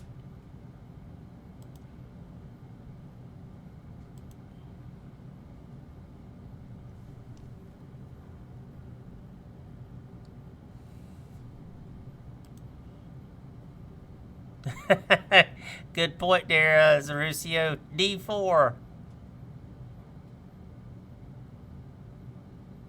The biggest concern that most people have in regard to the skill system is how is it going to affect bolstered players, since they will have access to higher end abilities earlier in their career versus now. So I'm sure they're also going to be updating and changing the bolster system as well. So that way that cannot be abused more than it already is. But I really don't know. I no longer really speak to the dev team much anymore, and I'm not really in the know in regards to what happens in Return of Reckoning. Ever since Games Bond left the team, I really don't communicate with much anymore. Techno answered part of it. Yeah, ability rework system. It will allow them to edit, change out abilities easier, only doing it once in the code instead of twice.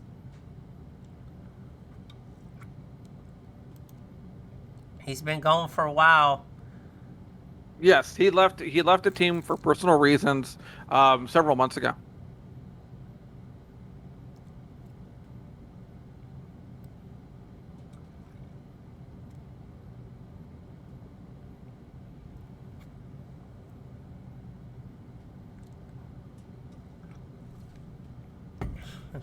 Yeah, I hear. Nope, wrong one. Crap. Can you unban Techno, please? I was trying to get rid of that message. Hold on, Techno. Sorry about that. Just keep him banned. Just keep him banned.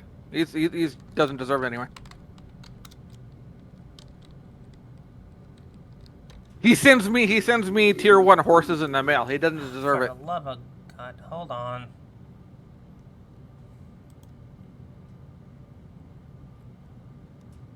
Hold on, I gotta fix that. There we go.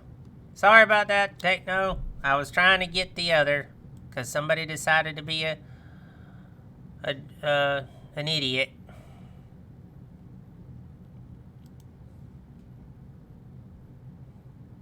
And thank you, Kaz. Still got a few more minutes, guys. I'm going to let the giveaway entry run for a little while, so you got time. Again, it's exclamation ticket space the number 1. It will get you in on the giveaway. You must be following and present at the time of the closure and the drawing of the giveaway in order to win it. I will look at who the winner is. If you're not actually in the channel, I'm going to eject your name and we'll move on to the next person in the list.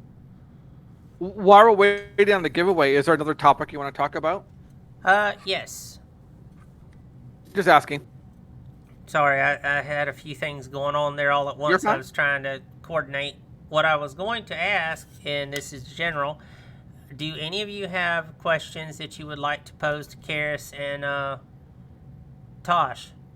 If so, please say so in the chat now, and I'll read them off to them so it can be discussed openly. And guys, keep in mind, it doesn't matter if it's, the only bad question is the one that never got asked. So if you have a question, I want to hear it. Check 1, 2. Sorry, I had to step away for a few minutes. You're fine, Karis. Welcome back. So if you guys have got questions, hey, I encourage the discussion. I got an issue if you need. Fire away, Karis. No one said I want to go back. yet. I want to go back to the Archmage issue. Now this is just for general,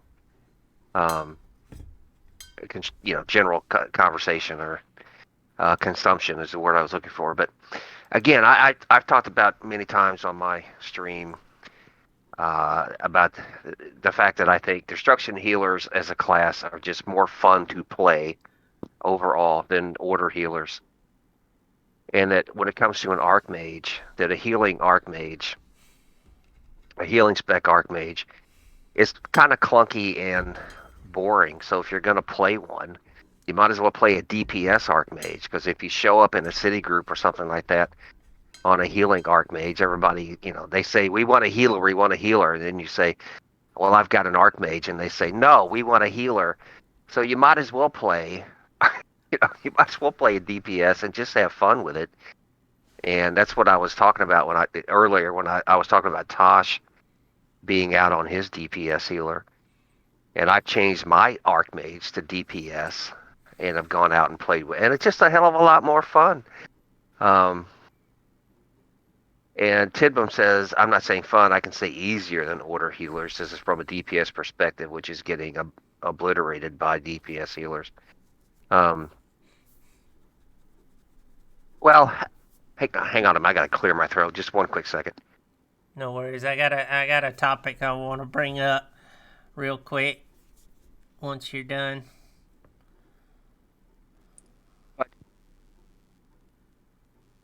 Yeah, I think that's my main point about mages. Is that playing a healing spec Archmage is, it's just clunky, man. It's clunky and it's boring, and half the time you play one, people bitch about it, for different reasons. But one suggestion I've made, and I haven't really gotten any constructive, any actual feedback.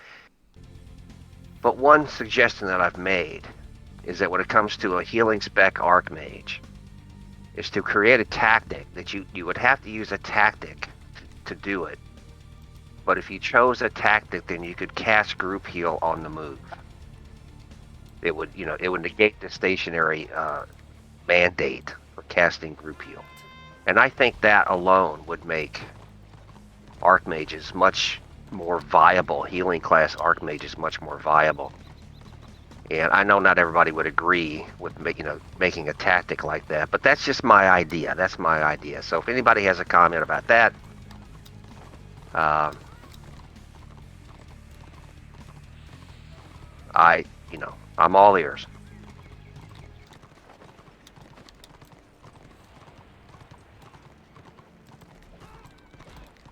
Okay. Well, okay, I'll say a comment then. You're talking about in the form of the contents of the individual class, but I think when you're talking about, for example, why are more order healers play DPS versus, let's say, Destro healers that actually play healing? I think that comes down to more than just it being fun. I think it comes down to how the composition of how Order and Destro play, in the sense that, generally speaking, Order plays on a pug level a lot more range classes that are squishy, whereas Destro from a pug level will play a lot more tanks and melee DPS that are supported. So it's easier to heal those classes. Versus when you join a public warband and you've got 8 engineers and no guards, you're not going to be healing those people because you just can't. So you might as well just play DPS for yourself. I get your point. I see what Techno's also he's answering to what you guys are talking about. He's doing so in chat. He's like, Techno said they are very valuable at the moment, Karis. They don't necessarily need a COTM AoE heal. And Tibdom, to answer your question, I think you asked me a question if players put a bounty on me. I have no way of knowing, nor do I care. I've always viewed it that, if a player wants to put a bounty on me and bring his friends to kill me, that says more about that person or that player than killing me. So if you want to kill me, go ahead and kill me. I don't give a shit.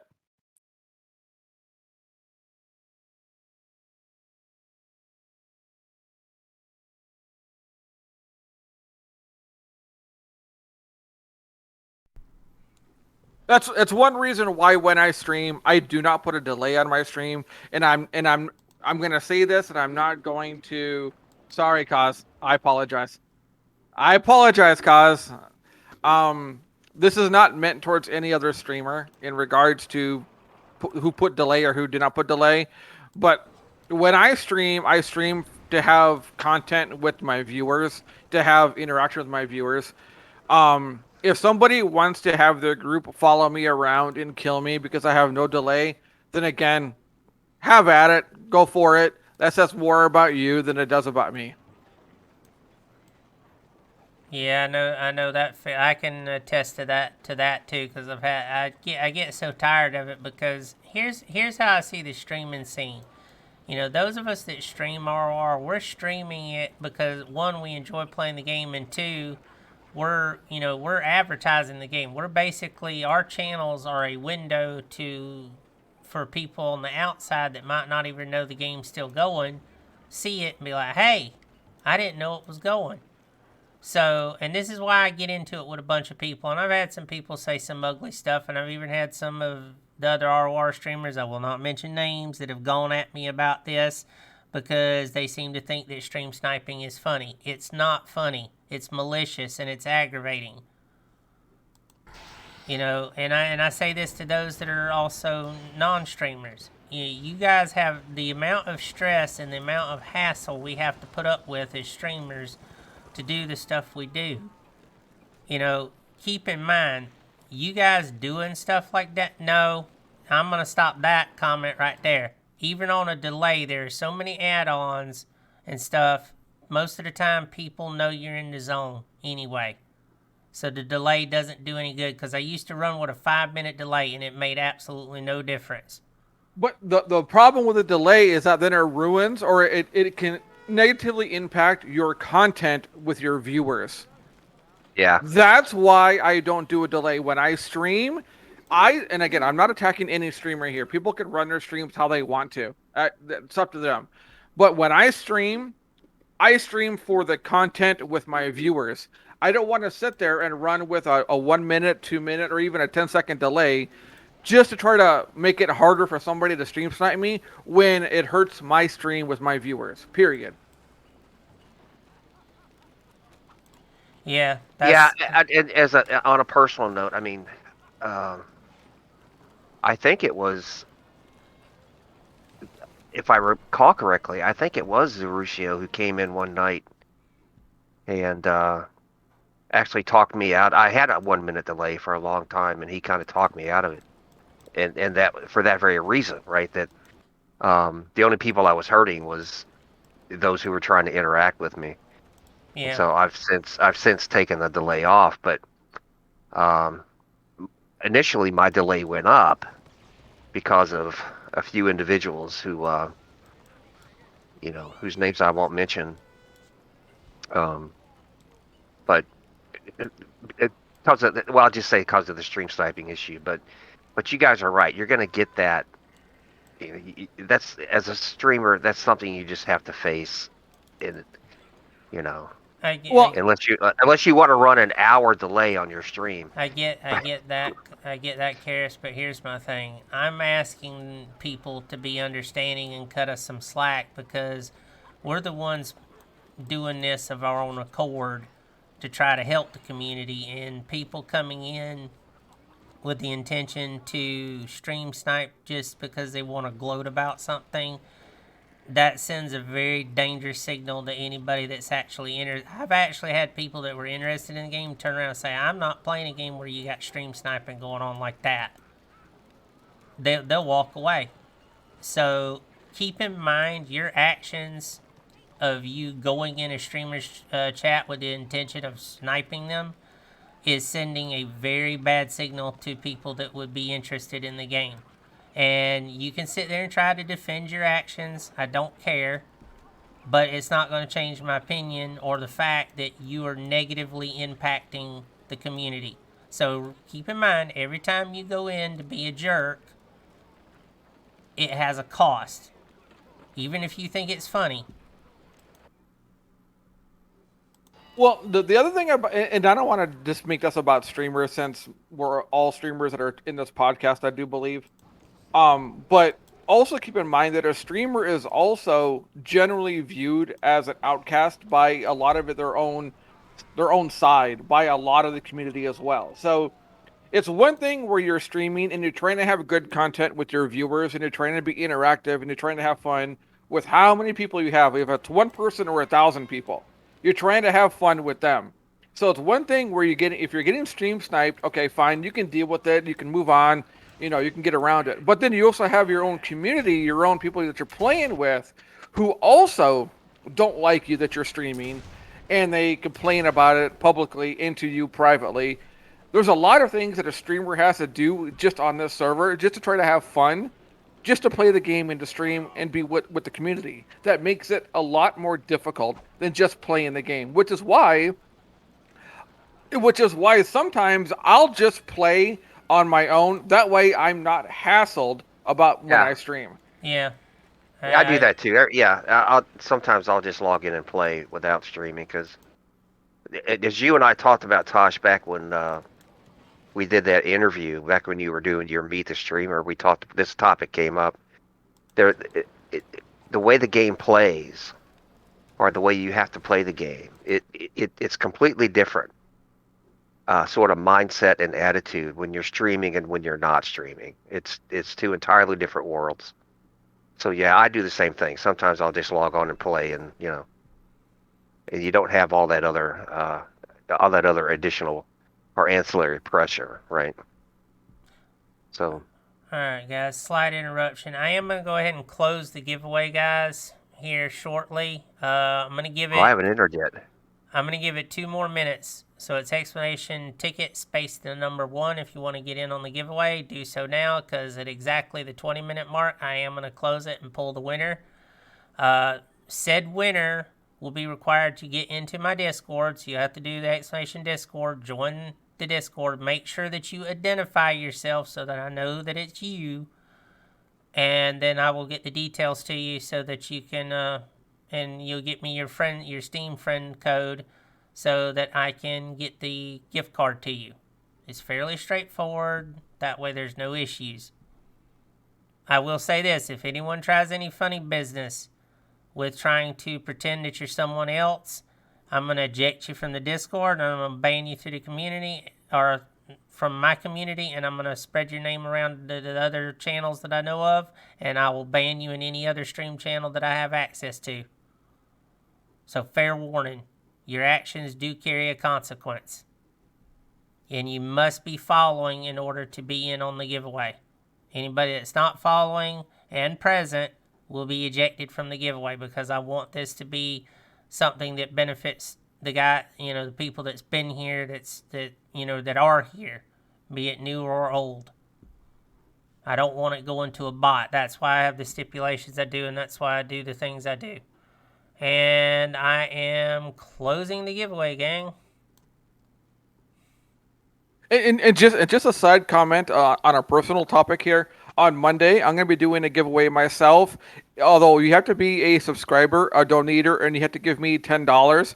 My giveaway is going to be $1 to a lucky person.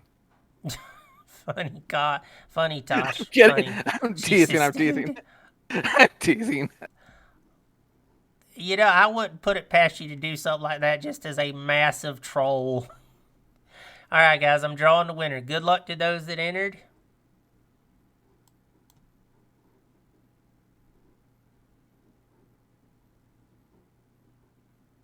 I have an issue when we have time.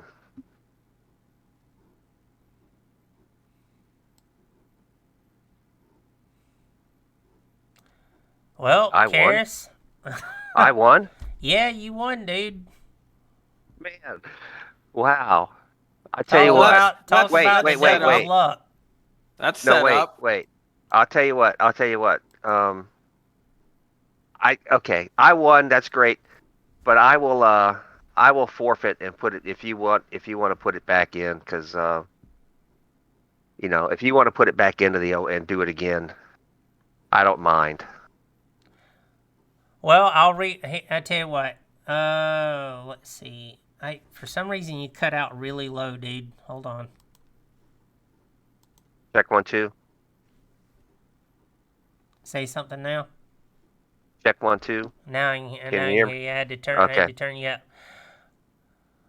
I'm there were willing to throw it open. There were 9 people. There were 9 people that entered the giveaway. So I'll read off the names, and you can pick somebody at random. Why don't you just keep it and give it away on one of your streams? Well, I said I would give away the giveaway today. I mean, do you guys want me to if you want to forfeit it, Karis, I'll redo the giveaway and we'll redraw. Yeah, because I didn't think I would win, but since I have, I kind of feel bad, because as one of the podcast participants, I'd feel better. Just throw it open again. Just if you want, just throw it open again, and let somebody else win. Maybe my son will win. All right, give me a second, guys. Stand by. We're redoing it. So show some gratitude to Karis. He's throwing it back into the pot there. Let's see. Question for both of you. Yes. Okay. What they prefer in what do they prefer in scenarios? Quantity over quality, like slow pop but 222, or fast pops with anything in it. That'll give me a chance to redo the giveaway real quick. Give me a second, guys.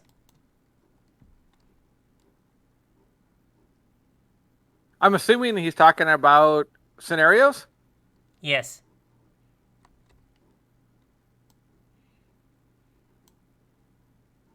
Well, I personally am not really a scenario player. I know Karasana does scenarios. I love scenarios. It's one thing that Karasana and I have widely different perspectives on, which is fair and fine. He prefers it. I don't like them. I don't do them very often. So to me, I'll just bow out of that question. That's what I was going to bring up when we had a moment here for a new issue. I was going to talk about scenarios for a minute, because Tidbum asked me a question about the queuing, the All right, matchmaking system. hold 1 second, Karis. Okay. All right, Okay. guys, I Okay. reopened the giveaway. Get back into it. Go ahead and do exclamation space or exclamation ticket space 1. And I'm going to put this on a short timer. So everybody that was in there, please make sure to rejoin.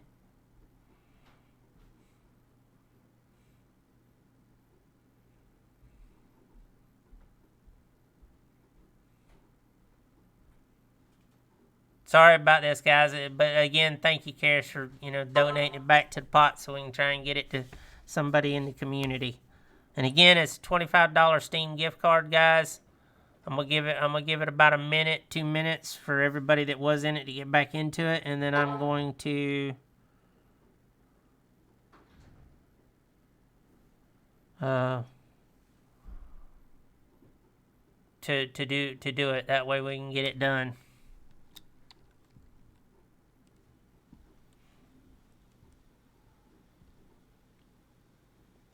So far, I got 5 of the 9 people.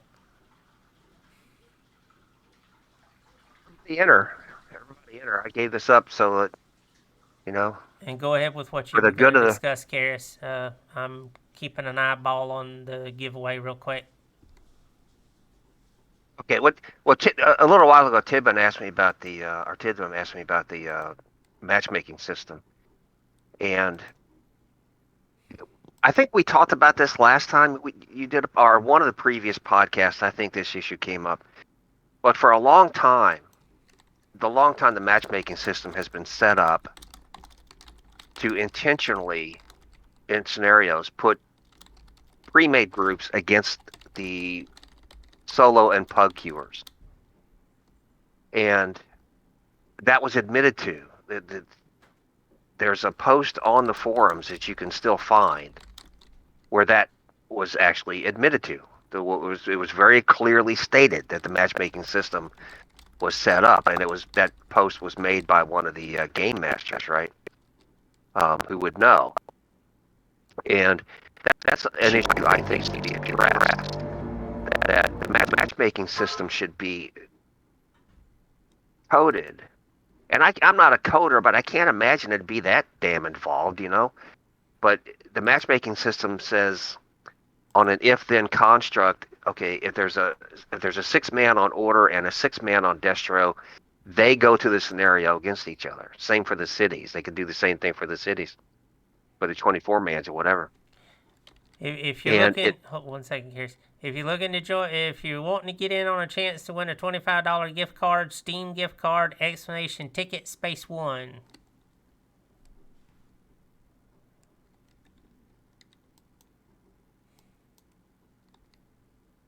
And but the way the system is currently set up is, again, to put, to intentionally put the pugs against the pre-mades, and I think that's the one thing that hurts scenario play. That needs to be addressed. That needs to be addressed. But so that, if at all possible, groups fight groups. Now, one of the reasons they did that, and I could talk for 20 minutes on this one topic alone, but one of the reasons that the standard scenario system, the queuing mechanic, the matchmaking system, was designed to do that was, again, to promote the ranked solo. For a while here on the server, every fracking thing that was done almost was done to promote the ranked solo. We want more people to play ranked solo. And, ranked solo, I played in ranked solo. I didn't do it exclusively, but I did play. And they were fun. It had its place, but it should not have dominated, right? It should not have dominated everything else that was being done.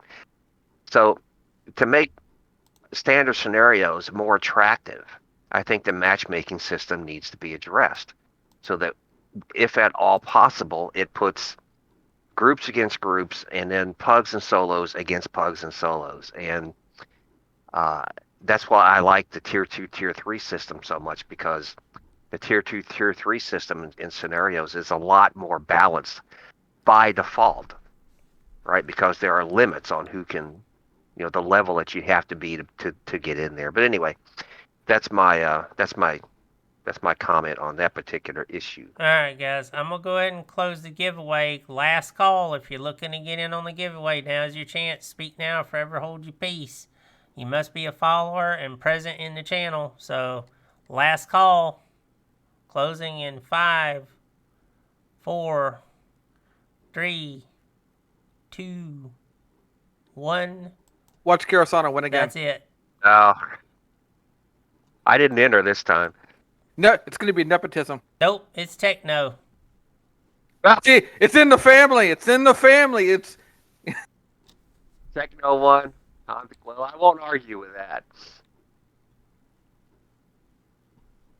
nepotism. I'm kidding. I'm not being man. serious. I'm not being serious. Alright. Techno, I know you're part of the Discord already, so just DM me your Steam friend code, or I'll DM you mine here in a little bit, and I'll see about getting it to you after stream, if that's alright. That's just too damn funny. And Phalanx, I don't recognize the name, so you have to be a little bit more specific. I've banned a couple of people today, and I banned a couple of people a day or so ago, one of which thought it was cute to openly admit that they were going to stream snipe. I was like, it's not funny. Goodbye. But back to the topics at hand. Sorry for the interruption, Karis and Tosh. You gotta go ahead and continue. Well, Tidbum is again asked me about the matchmaking. I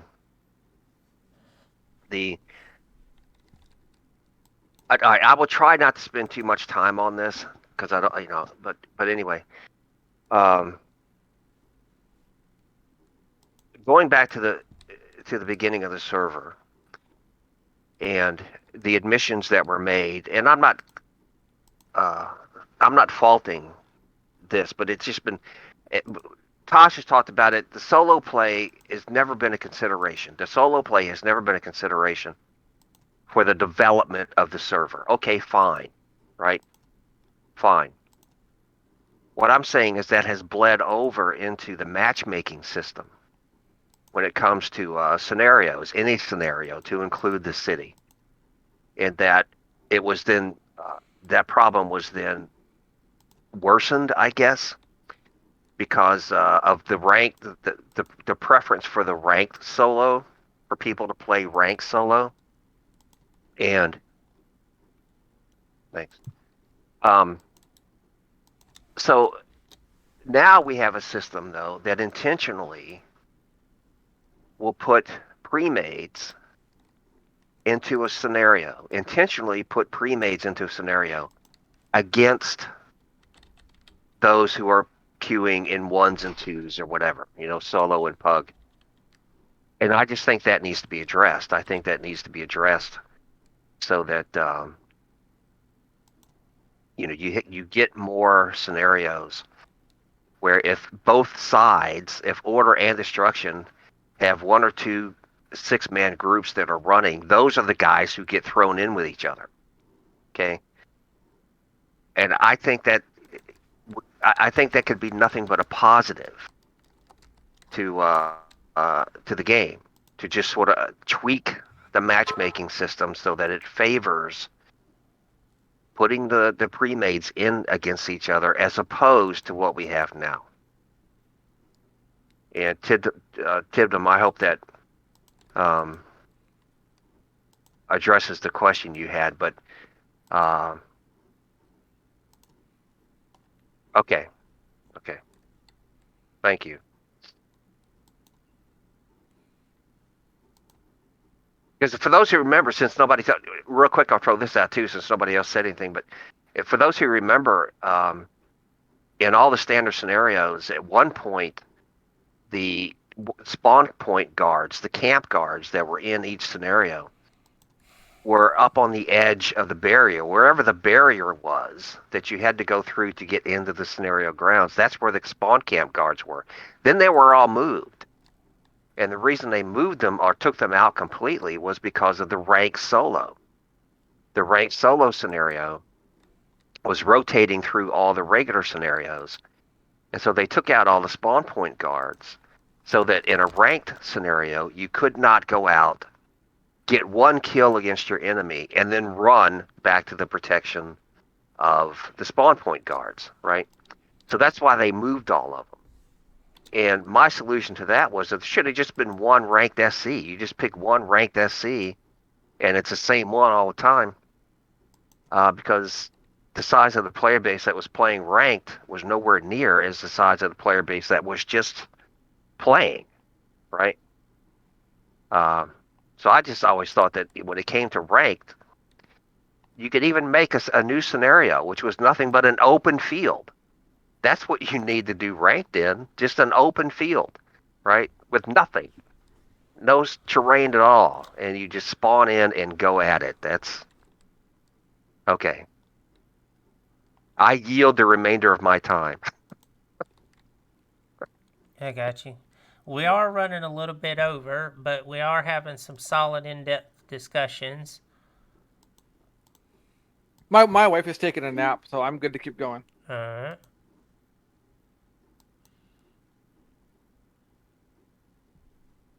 Yeah, I'm okay for a little bit longer too. But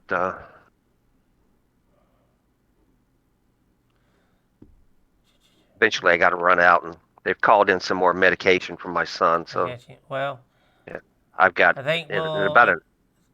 Go ahead. No, I just to say I've got about an hour. Okay.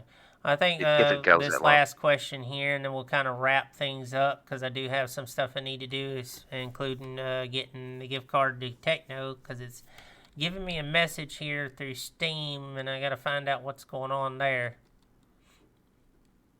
For some reason, it's saying he's not eligible, and I don't know what that's about. It's season nepotism.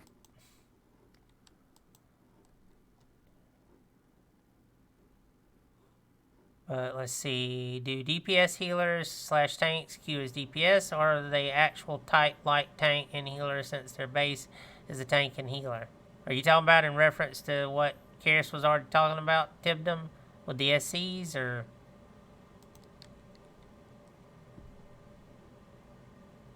I think Q is DPS. They queue as DPS. They queue as how they spec and how their tactics are run. So if you're gonna play a DPS healer, you basically take up a spot, or you're queuing as a DPS person. And it'll show up now. They put an add-on in. There'll be like a little tick mark or something. You see a sword on their class icon. Then you immediately leave the group that has the DPS AM because you don't want to be a part of it. I'm teasing again.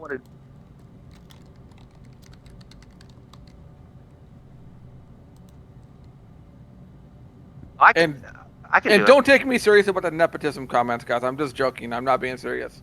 Well, I know that. All right. Let me make a final comment, and then I got to bail because my son, like I said, he had surgery yesterday, and he just needs a little help around the house. So, let me just make a quick comment here, and then I got to bail.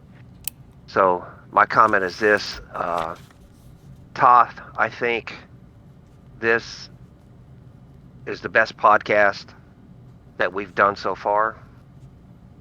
Wonder why? Well, I was just going to say, if I had not been so rudely interrupted, I was just going to say that I think inviting Tosh in here was a good idea. I actually was going to say that, Tosh. You beat me to it, but anyway, I do. I think it was a good idea, and it brought a bit more of personality, I suppose. But I think this is the best one that we've done so far, and I'm glad. I was happy to be a part of it, right? So I appreciate the time. I appreciate the chance to voice my concern on a few issues, and I look forward to next time. So,